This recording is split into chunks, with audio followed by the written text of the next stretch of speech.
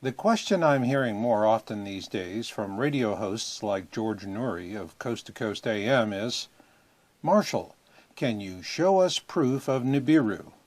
And that's a fair question because George has been following our work on the images we've been capturing from a surveillance camera mounted atop the Turrialba volcano in Costa Rica since we released our first video, Object of Interest as Seen from the Turrialba volcano, on February 11th, 2013.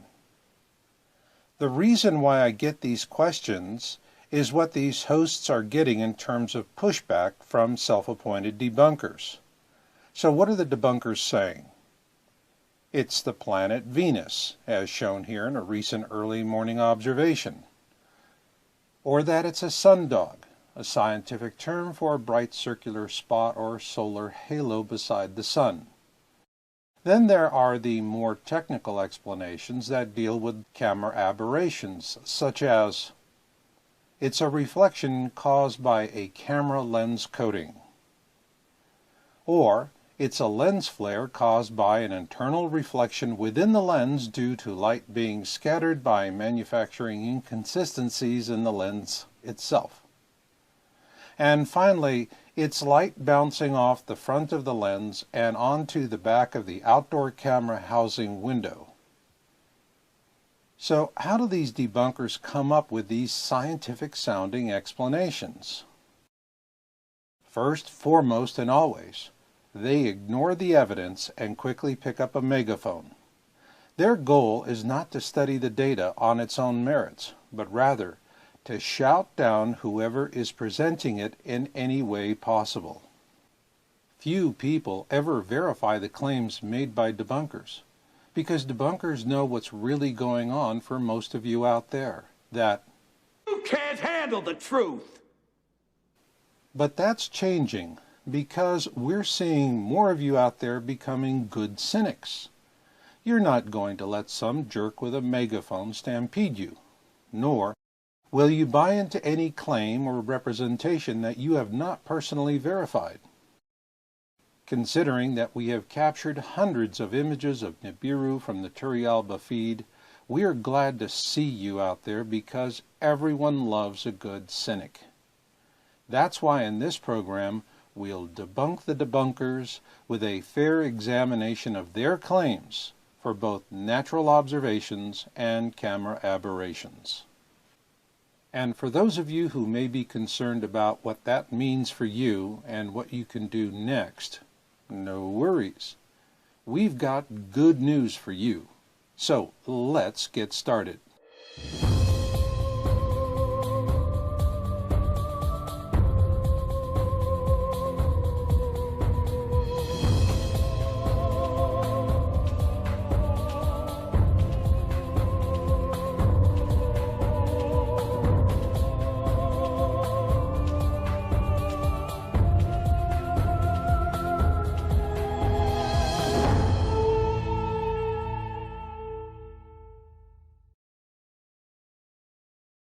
A popular term in the public lexicon these days is sundogs, and this started back in 2003 when paid disinformationalists learned that the poor resolution and imaging systems of these early camera cell phones could be used to create bogus sundog images.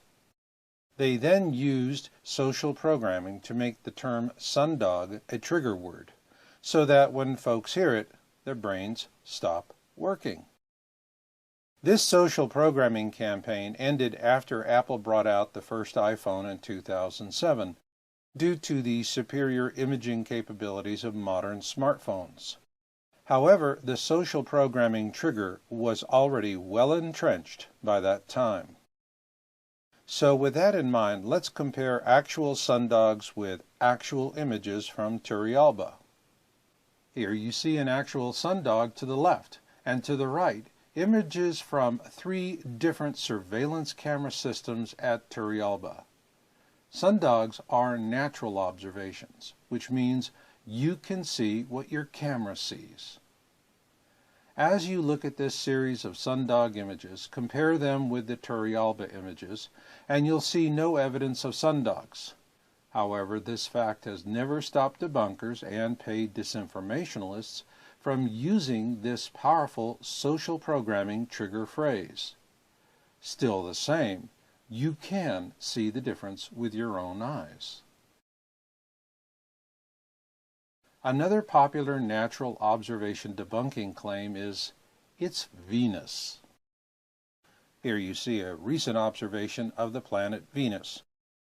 Venus is used as the most frequent debunking tactic to rationalize away the object we're observing at Turrialba, which happens to be Nibiru.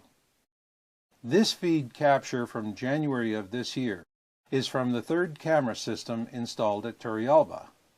Here you see Nibiru. But is it Venus or is it Nibiru? If you're a debunker or a paid disinformationalist, we already know what your answer will be. However, for you good cynics out there, here is all the information you need to vet our observation. To the left, you see the time zone, elevation, and coordinates. And in the upper left-hand corner of every image displayed on the Turrialba feed is a date and time stamp. Now, always remember, you're looking out to the west. So, to vet this observation, enter the data into a sky program such as Stellarium, and here is what you'll see. That Venus is not in the field of view. And in fact, you can perform this same test with every Turrialba feed image of Nibiru we've ever posted. So if we're mistaking Nibiru for Venus, our own government, let alone any honest 5th grader, could have easily debunked us. But that is not how our government responded. On June 8, 2014, we released our video Planet X 101, Nibiru Nearing. And on June 12th, the United States government responded. They had the camera at Turrialba pointed downward at the ground so that we could no longer use the feed to observe Nibiru. This is not truth, folks. It's just simple, heavy-handed suppression. If you want to understand the full scope of this deception and why these disinformation tactics are being employed, please read our article, It's Time to Look Up, at yowza.com, YOWUSA.com. With that in mind, let's move on to the next debunking category, camera aberrations.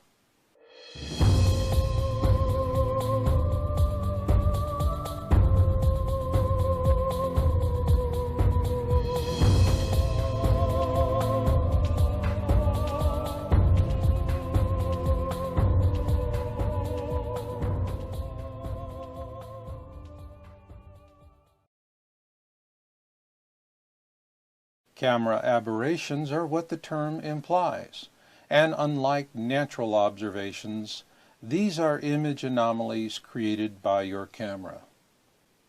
At the beginning of this program, we mentioned the 3 camera aberrations debunkers and paid disinformationalists use to dismiss our Nibiru observations. It's a reflection caused by a camera lens coating. It's a lens flare caused by an internal reflection.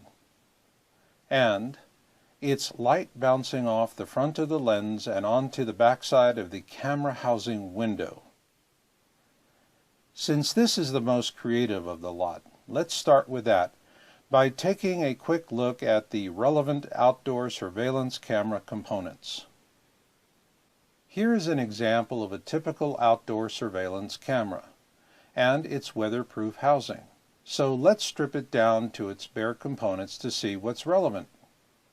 Here we begin with the camera body, to which we now add a lens. Unlike film cameras, Digital cameras use an imaging sensor located just behind the lens mount to capture the image. So now that we have a complete camera, we need to protect it from the elements. That starts with a sealed weatherproof housing. And in front of this housing is a window for the camera lens.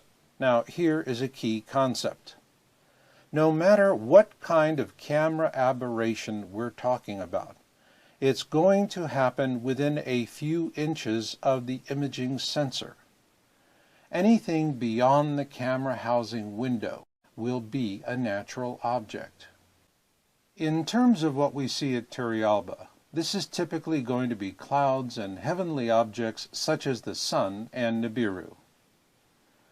Therefore, the important thing to remember is that digital cameras such as the outdoor surveillance camera at Turrialba can produce images with both natural objects as well as camera aberrations.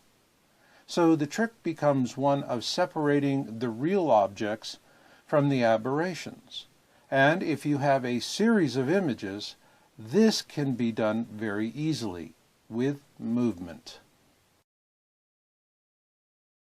Here we have a series of observation images recently submitted to us, which turned out to be an excellent example of a lens flare, and how it can be identified because of its random movements. That's why I call lens flares hoochie coochie dancers, because they just dance around everywhere. In our video titled Planet X System Observations and Orbital Analysis, published on July 28, 2013, we presented a superb example of how Nibiru moves naturally through the sky. Here you see to the left of the sun is Nibiru, or what we used to call bluebonnet. Notice how it moves steadily through the sky as natural objects do, while it closes with the cloud bank. Now remember, all camera aberrations happen within a few inches of the imaging sensor in the camera, which is installed just behind the lens mount. And what you see now is Nibiru slipping behind the clouds. It is also very important to note that Nibiru disappears behind the clouds while the sun is still in full view. Had it been an aberration, it would have remained in view with the sun. Obviously, the advantage of using a consecutive series of images to determine if your object of interest is natural or not is the best way to go. Yet in most cases, we only have one image to work with, or just a limited series. In this case, we at Yowza.com have developed an analysis method for studying just these kinds of digital images. We first explained a key element of a method we call camera sensor illumination, or CSI, in a video we released on April 19, 2013, titled Blue Kachina and Its Moon. Unlike film, which is a single substrate, digital image sensors are like a tiled wall, all contributing to a single image. Consequently, we found that natural objects that generate their own light will also cause what we call foreground illumination of the atmosphere in front of them, inside the image sensors that captured their presence. This became the basis for a complete camera sensor illumination method we presented on July 28, 2013 in our video titled Planet X System Observations and Orbital Analysis. In that video, we show two attributes of natural objects when imaged with digital cameras. First, they evidence foreground illumination, and second, they offer crisp, well-defined image details. Consequently, we refer to them as hot objects. Aberrations, on the other hand, we refer to as cold objects because they lack foreground illumination and evidence fuzzy edges. In reviewing our images of Nibiru captured with the Turrialba surveillance cameras, we have always seen a consistent pattern of hot objects. Likewise, Nibiru moves in a natural manner in these feed captures, and as you saw before, it slipped behind a cloud bank at sunset while the sun was still in full view. So, are we asking you to believe that the images we have been reporting for all this time are in fact Nibiru? No.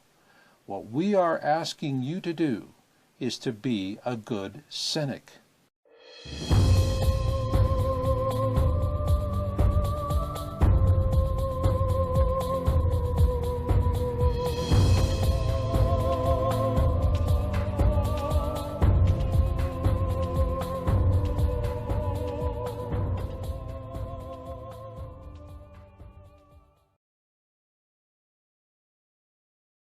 If you are new to this topic, you're no doubt wondering how much time you will need to invest to gain a mastery of it.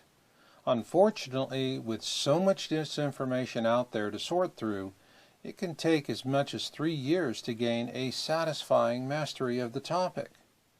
This is why we created the Planet X 101 series. The first 4 episodes in this series literally compress 3 years of independent study into just 3 hours of instruction. Complete these 4 episodes and you will have a satisfying mastery of the topic. Who, what, when, where, why, and how is the best place to start, because it is designed to give you a solid foundation upon which you can build from. From there, Deep Impact shows you the most immediate concern with a Planet X system flyby, namely a deep impact event that will devastate coastal cities with a massive wall of water, such as that depicted in the movie Deep Impact. Then you'll be ready for Nibiru nearing.